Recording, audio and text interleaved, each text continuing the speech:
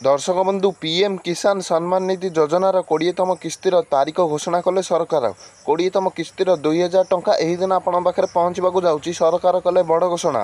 तेज कौन रही पीएम किसान सम्मान निधि योजनार 20तम किस्ती को नहीं बड़ खबरटी संपूर्ण खबरटी जानापी भिडियोटी को शेष पर्यंत जमीते देखूँ। दर्शक बंधु एबे पीएम किसान 20तम किस्ती को लेकिन आसीगला गोटे बड़ खबर। सरकार स्पष्ट कर केवल यही चाषी मानक ही मिल पीएम किसान 20तम किस्ती टंका जो मैंने प्रधानमंत्री किसान पोर्टाल में पंजीकरण कर फार्मर रजिस्ट्रेशन समाप्त कर जहाँ पाखे कृषक परिचय पत्र अच्छी से मैंने ही पीएम किसान सम्मान निधि योजनार 20तम किस्ती टंका पाइपर। तेणु आपने तुरंत जाकि फार्मर रजिस्ट्रेशन व कृषक पंजीकरण टी कर दिंतु। ता सहित आपड़ कौन जनसेवा केन्द्र जाकि पीएम किसान पोर्टाल ई-केवाईसी कंप्लीट करातु। बैंक जाकि बैंक अकाउंट सह आधार लिंक करातु और डीबीटी व एनपीसीआई टाक सक्रियकरण करातु। ताद्वारा आप पीएम किसान टंका पाइपर।